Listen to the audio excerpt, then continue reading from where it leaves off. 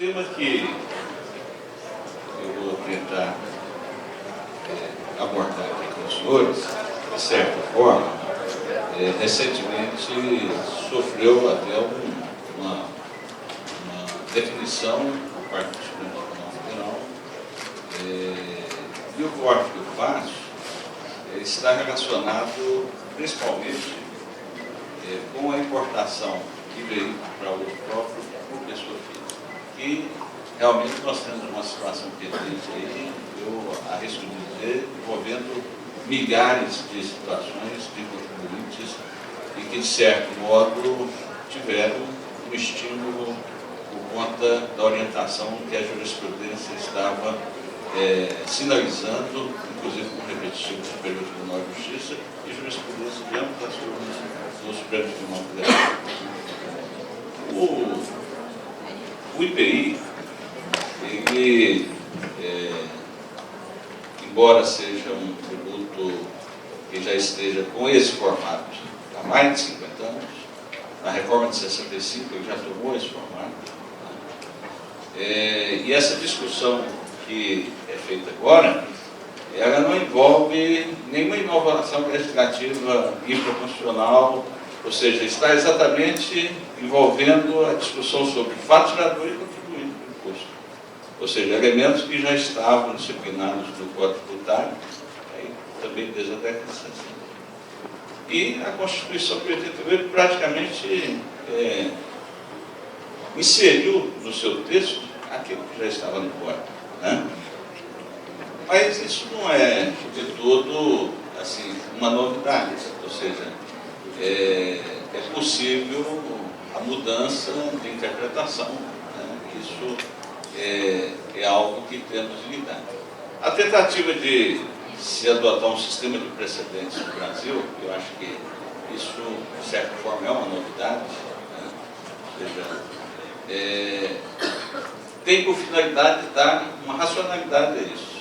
Mas, em algumas situações, nós podemos encontrar, às vezes, efeito oposto. Ou seja, os precedentes, nós temos aqui uma realidade em que dois tribunais superiores têm a possibilidade de expedir decisões com a possibilidade de vincular de instâncias inferiores, né? Um em matéria constitucional, outro em matéria infraconstitucional. O Código de Processo Civil reforça muito isso aí. E nós chegamos a situações que essa racionalidade almejada pelo sistema de precedentes, às vezes pode ser mesmo colocada em xeque pelo próprio sistema. Né? O IPI, além dessa questão que tem chegado em grande quantidade ao Judiciário, nós tivemos recentemente uma outra questão, também com uma alteração de uma jurisprudência do Superior Tribunal de Justiça, que diz respeito à incidência do IPI na saída de mercadorias importadas, no estabelecimento do importador. E aí uma discussão se seria ou não cabível essa incidência, se haveria ou não essa incidência, e num primeiro momento o Superior Tribunal de Justiça firmou o entendimento no sentido de que não caberia, se não houve nenhuma atividade industrial que tenha modificado, agregado qualquer alteração a essa mercadoria, a esse produto industrializado, e, portanto, seria devido apenas o imposto do desembaraço aduaneiro da mercadoria por ocasião da sua exportação. E, posteriormente, mais recentemente, o Superior Tribunal de Justiça decidiu no sentido de ser cabível. Né? Está essa questão pendente de apreciação pelo Supremo Tribunal Federal, já com reconhecimento de repercussão geral, e esse é o quadro. Diversas outras questões envolvendo o IPI têm chegado ao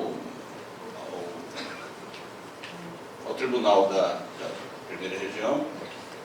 Nós temos uma região com uma extensão muito grande, estados que vêm se industrializando, né? E a questão do IPI está se tornando assim, mais presente nos julgamentos da Primeira Região. Né? Nós poderíamos dizer que, por ocasião da criação dos regionais, há cerca de 30 anos atrás, nós teríamos, na Primeira Região, uma quantidade muito pequena, comparada com a realidade de hoje, de indústrias instaladas, né? Que é onde realmente a maior discussão ocorre. Né? A decisão do Supremo Tribunal Federal, do RS 723-651, relator do ministro Marco Aurélio, com relação, aí já aplicando aí a técnica preconizada pelo Grupo do Processo Civil, com indicação da tese, ou seja, a questão constitucional, como foi decidida pelo Supremo Tribunal Federal, a emenda anuncia a seguinte tese: incide o imposto de produtos industrializados na importação de veículo automotor por pessoa natural, ainda que não desempenhe atividade empresarial e o faça para uso próprio. Nós temos a questão pendente ainda no Superior Tribunal de Justiça, que é o tema 695. Existe uma proposta de revisão da tese que foi firmada no RESP 1.396.488. Esse RESP foi de relatoria do ministro Gilberto Martins, e a proposta está sendo feita, salvo engano, em 3 RESPs de relatoria do ministro Mauro Campbell Marques. Isso já se estende, aí não chega a um ano, talvez, e com a determinação de suspensão dos feitos que tratem da matéria, o que deixa os tribunais de segundo grau numa situação muito difícil, né? Nós temos a necessidade de aplicar o precedente do Supremo Tribunal Federal, adotado em sede de repercussão geral, e temos uma determinação do Superior Tribunal de Justiça determinando a suspensão dos feitos. Alguns colegas têm determinado sobressalento, outros não, por identificar, no caso concreto, ou seja, não identificar nenhuma questão infraconstitucional que pudesse eventualmente ser resolvida pelo Superior Tribunal de Justiça. Isso vai depender muito da fundamentação da causa de pedido, dos argumentos do recurso que está sendo apreciado. Né? Mas esse é o quadro. Eu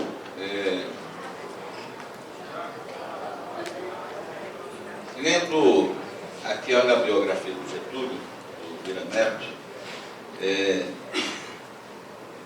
no último volume, que é o que trata da fase que ele retorna depois da eleição, cita uma passagem que me chamou a atenção, e depois vou explicar por quê, e eu vou aproveitar aqui para fazer um breve parêntese, mas que não é um assunto estranho ao que nós estamos adotando.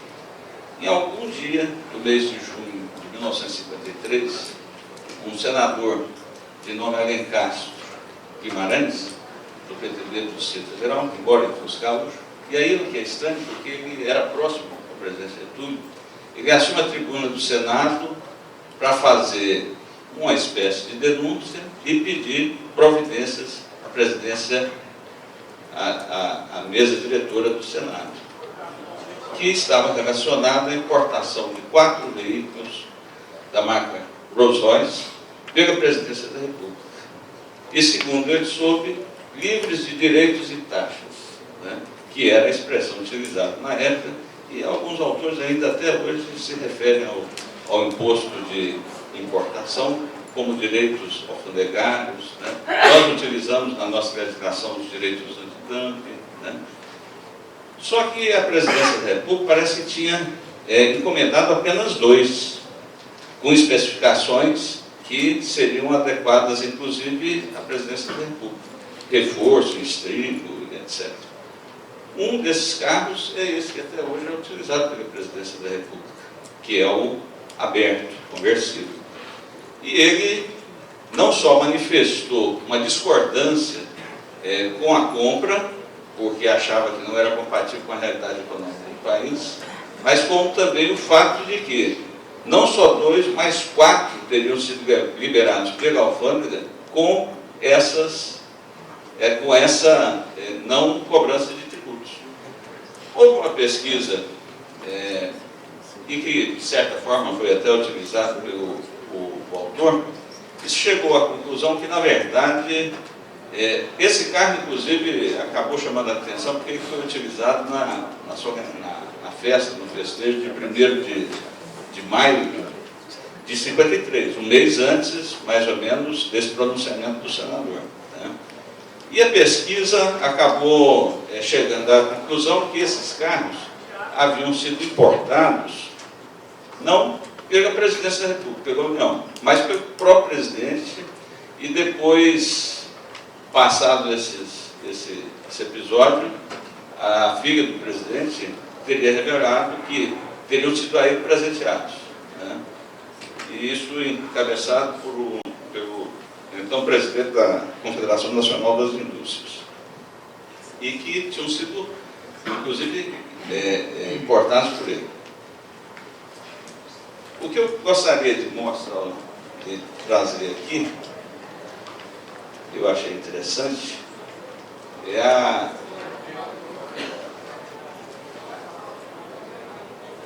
tabela que faz a comparação dos preços desses veículos.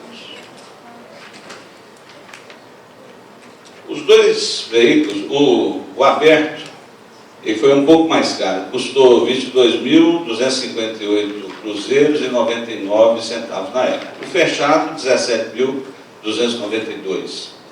E depois desse episódio, e o fato se tornou público, o que aconteceu foi que os dois veículos outros, que não eram os encomendados, foram entregues, foram devolvidos e sofreram a tributação da importação. E é isso que eu gostaria de trazer aqui. Ambos os carros, eles foram adquiridos, o preço no Porto do Rio de Janeiro, por 13.560 cruzeiros e 89 centavos. Acrescido de direito de importação de 14.227,50, adicional de 10%, emolumentos consulares, previdência social, imposto de consumo, que é o antecessor do nosso IPI, que é o tema da nossa abordagem, né? 19.296 cruzeiros e 50 centavos, mais aqui uma pequena taxa da imprensa nacional. Cada carro que antes custou 13.560 foi para 55.330 cruzeiros e 54 centavos. Isso em 1953. Né? O senador Alencar Guimarães, ele dizia do receio de que os dois carros que haviam saído livres de taxas, de direitos e de taxa, fossem parar no mercado negro, que estava de vento em popa. Nós estamos falando de 53, ou seja, menos de 10 anos do fim da Segunda Guerra Mundial, e a indústria automobilística nacional inexistente na época, e a internacional que estava começando a voltar o foco para a produção de veículos, que tinha ficado todo envolvido com o esforço de guerra. E outra, tinha sido criado no âmbito do Banco do Brasil um órgão para disciplinar as importações e com uma missão de barrar as importações tidas como de supérfluos, etc. Né? Muito bem, feito o mais interessante é que eu sempre soube que esse carro, sempre ouvi dizer que esse carro teria sido um presente da rainha da Inglaterra. E isso até bem pouco tempo atrás a imprensa ainda disse. Talvez essa versão tenha sido dada na época ou para evitar a discussão sobre gasto de recursos públicos, ou que tivesse o presidente recebido de presente, né, de amigos esses carros. O mais incrível é que saíram licenciados no Departamento de Trânsito, com placas comuns, em nome do presidente, e depois, quando foram ver o custo de manutenção, foi incorporada à frota do Catete. E isso depois, quando ele morreu, ele tinha prometido que ao morrer, iria devolver. Ao morrer, não. Ao terminar o mandato, ele iria fazer a doação desses carros para a presidência da República. Só que ele veio suicidar antes disso. Foi quando a família, então, reivindicou ambos os carros. A presidência se negou, e quem resolveu essa questão, posteriormente, foi Juscelino Kubitschek, que fez um acordo com a família, em que o carro aberto ficaria e o carro fechado foi, de fato, entregue à família, que o vendeu e parece que ainda existe aí na mão de colecionadores, né? Muito bem. Voltemos então ao nosso tema, mas nós vimos, e aí foi dito aqui hoje, o imposto de consumo, que vinha desde o período da monarquia, de fato ele não tinha uma garantia da não cumulatividade, que só realmente começou em 56 e veio-se a ter essa garantia em 58. Com a sua transformação ou adoção do IPI em 65, que a Guiomar Baleiro dizia que era nome novo de imposto velho, né? Ou seja, isso não havia nenhuma novidade no imposto. E esse, portanto, é o tema que nós ainda estamos tratando em 2017. IPI sobre carro. A mesma coisa que em 53 quase gera um escândalo envolvendo a presidência da República, que já estava em meio a tantos outros questionamentos. Né?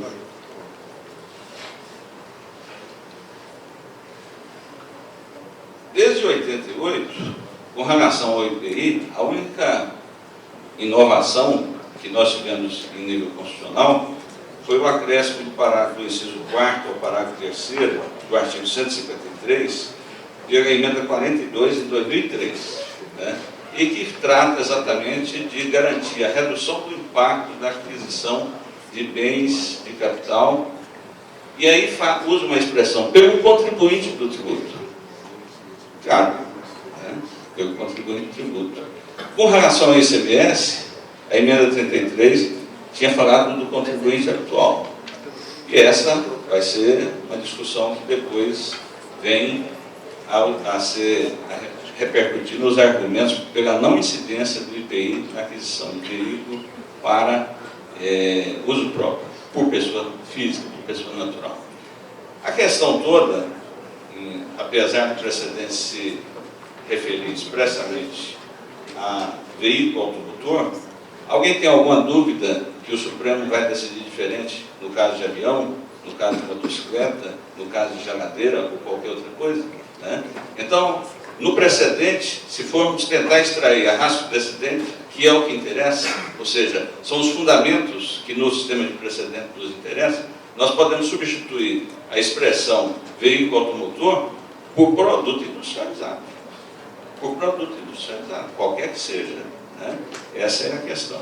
Muito bem, mas eu acho que vale a pena revisitarmos os argumentos que foram debatidos nessa discussão e que não são vazios de sentido, tanto que se formou uma jurisprudência, tanto no âmbito do Superior Tribunal de Justiça quanto do próprio Supremo Tribunal Federal, no sentido de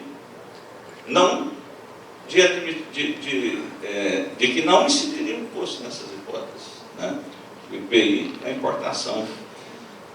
O primeiro e principal argumento é a violação ao princípio da não cumulatividade, que está assegurada expressamente em relação ao imposto do produto industrializado, pelo inciso 2 do parágrafo 3º do artigo 153. Esse é o argumento. Por quê? Porque, não sendo o consumidor final contribuinte habitual e nem praticando ele nenhuma outra fase em que pudesse ser creditado desse tributo, não teria como ser aplicado o princípio da não cumulatividade. Portanto, então, isso afastaria a incidência do imposto. Esse é o argumento. O outro, somente pessoa jurídica é contribuinte do IPI, pois pessoa física não tem estabelecimento. E aí é decidido uma consideração, uma argumentação, fazendo referência ao que está no parágrafo único do artigo 51 e no inciso 2 do artigo 46 do Código Tributário Nacional. O Código Tributário prevê como fato gerador a saída dos estabelecimentos mencionados no parágrafo único do artigo 51. E o parágrafo único do artigo 51 diz que consideram-se contribuintes autônomos os estabelecimentos do comerciante, do industrial, do importador, do armazenante. Ou seja, a pessoa física não tem estabelecimento. destinando-se a uso próprio, não existiria operação mercantil essencial a que a importação configurasse a hipótese de incidência do IPI. Esse é outro argumento também utilizado. E que esse, inclusive, chegou a ser acolhido num julgado do Supremo Tribunal Federal. E cuidando-se do imposto sobre produção, ao tributar a industrialização realizada no exterior, estar-se tributando o fato ocorrido fora do território nacional. E que dependeria de alteração da Constituição, a exemplo da que foi feita pela Emenda Constitucional 33 de 2001, que alterou o inciso 9º do parágrafo 2º do artigo 155 em relação ao ICMS, que tem uma previsão expressa de incidência do ICMS quando o fato gerador do ICMS ocorre no exterior. Muito bem. Eu vou fazer uma breve consideração aí parte disso está no voto do ministro Marco Aurélio, que foi o voto condutor desse acordo, né, com repercussão geral, com relação a esses argumentos. Com relação à não observância da não prerrogatividade, todos nós sabemos que o IPI é um imposto indireto e que, portanto, o consumidor de fato, ou seja, aquele que arca realmente com os ônus financeiros do tributo, é o consumidor final. E a prova disso foi que o governo federal, em algum momento passado recente, eu diria até que abusou dessa redução de alíquota do IPI com relação aos carros, com a finalidade de aumentar as vendas e manter a economia aquecida. Ou seja, se isso não repercutisse no preço, não adiantaria reduzir o imposto, né? Então, o fato de ser o próprio importador, ser o próprio consumidor final o importador, em princípio, não seria justificativa suficiente para isso. O imposto sobre produtos industrializados, em certas situações, ele é monofásico. E, portanto, a não cumulatividade não seria essencial. Seria de observância obrigatória nas hipóteses que são mais comuns, em que ele observa o regime plurifásico.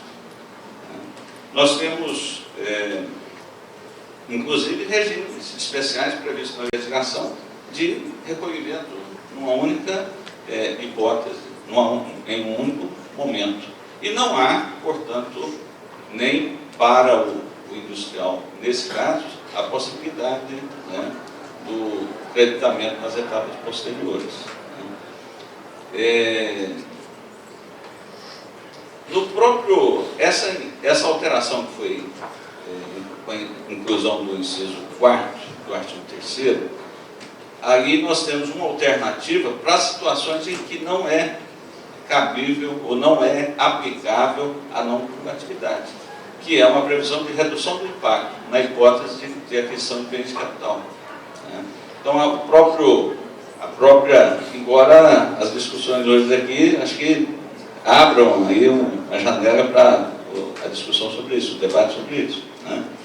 Mas, de toda sorte, né, esse argumento da não cumulatividade, que era, inclusive, um dos fundamentos para se chegar à conclusão da não incidência do imposto, realmente, com essa decisão do Supremo Tribunal Federal, ela foi afastada de forma muito clara, né? Eu até tenho aqui a previsão de regime monofásico, por exemplo, da Lei 7.798 de 89, com relação expressamente ao IPI. Né? Ou seja, então, não é da essência do imposto essa sistemática de recolhimento em diversas etapas, com exclusão dos valores recolhidos anteriormente, né? Só pessoa jurídica. E o argumento é de que a pessoa física não teria estabelecimento e que há uma previsão expressa no parágrafo único do artigo 51. O que quer dizer o legislador com essa previsão contida no parágrafo único do artigo 51? O que ele quer dizer é que, na hipótese de pessoa jurídica, tendo ela mais de um estabelecimento, cada um será considerado como contribuinte autônomo.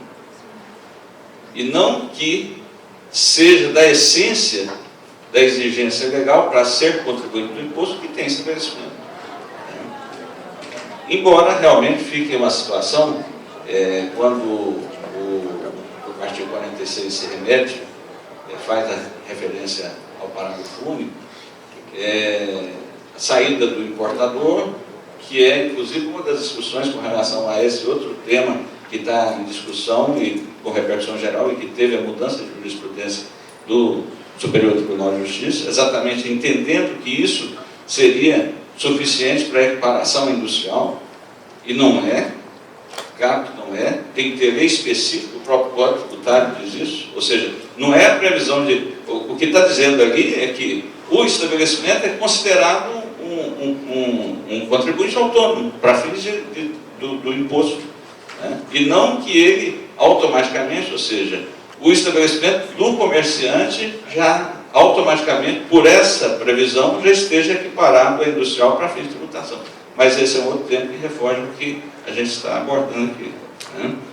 A destinação seria relevante, que é outro fim, ou seja, se para uso próprio ou se para finalidade comercial mercantil. E que, portanto, dependendo dessa finalidade,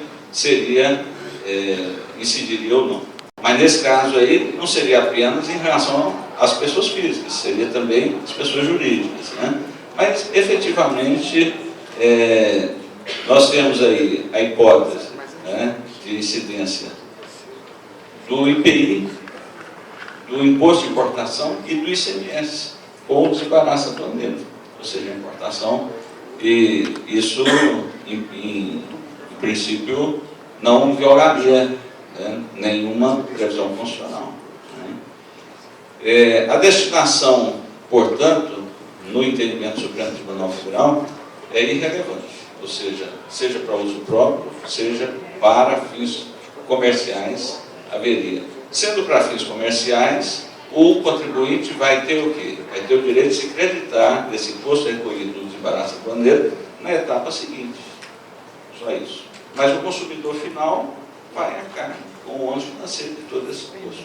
Nós chegamos a situações, e aí eu acho que se fôssemos fazer assim, uma análise econômica, né, em que revendas de carros importados ofereciam aos clientes o carro que estava na exposição por um preço, mas se ele pudesse esperar a importação, fazia uma importação em nome dele e o carro sairia por um preço menor, que seria a não incidência do IPI. Isso por conta de decisão judicial e que hoje estão pendentes aí, né?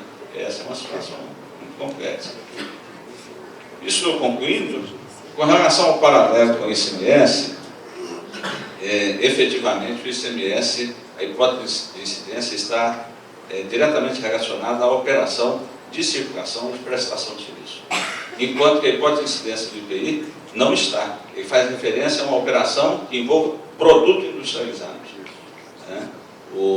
E não há um esclarecimento maior. É o Código Tributário que vem dizer o que é considerado produto industrializado, mas o fato é que não se trata, na verdade, de um imposto sobre a produção, e sim um imposto de consumo, que era a denominação, inclusive, do antecessor do próprio IPI. E, portanto, pressupõe que essa operação envolva o produto industrializado. Mas o que se tributa é o critério material está associado ao negócio jurídico, à operação feita com o produto industrializado, e, portanto, a industrialização anterior. Com relação à questão da necessidade de uma alteração da Constituição para que isso acontecesse, a emenda 33 veio muito mais para resolver um problema de guerra fiscal e definir qual Estado que poderia cobrar o imposto na hipótese de importação ou de prestação de serviço no exterior, né? Então, efetivamente, no caso do IPI, não, porque como se trata de um imposto de competência federal da União, em qualquer porto ou aeroporto que ocorra a importação, será sempre de competência da União, né? E para concluir, eu já até disse isso antes, com relação a essa decisão do Supremo Tribunal Federal, no RE 723, 651, nós temos aí uma definição e outra coisa. sem quórum para modulação, né? Foi discutido e não foi alcançado. Portanto, então, não há modulação.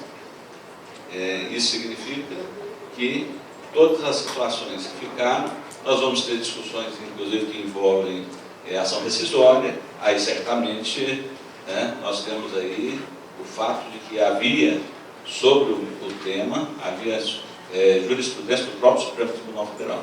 Então, será cabível? Segundo o próprio Supremo, não seria cabível. Com relação às situações que não transitarem em julgado, essa decisão sendo vinculante, as instâncias inferiores terão de se adequar a ela, terão de se adequar. O Superior Tribunal de Justiça está com essa decisão, eu acho que muito em razão subiriam todos os recursos especiais. No âmbito da Justiça Federal, parece que a coisa ficou mais ou menos o seguinte: a primeira, segunda e terceira estavam acolhendo a jurisprudência, estou concluindo, estavam acolhendo a jurisprudência do STJ e, portanto, adotando a orientação no sentido de que não incidiria, E a quinta região, Pernambuco, e a quarta região, Rio Grande do Sul, estariam fazendo uma distinção, reconhecendo a natureza constitucional da matéria e aguardando uma definição e não aplicando o entendimento do Superior Tribunal de Justiça. Ou seja, uma solução única hoje poderia colocar em situação muito diferente contribuintes que, por uma razão regional, tiveram decisões bem diferentes. O desafio é grande, o Superior Tribunal de Justiça ainda não decidiu, e acho que aguardemos e vamos ver, mas a proposta é de revisão do repetitivo. Muito bem. Eu peço perdão pelo fato de ter ultrapassado aí o tempo, e espero não ter descansado e, de alguma forma, trazer alguma informação ou compartilhar alguma reflexão que seja útil aos senhores. Muito obrigado.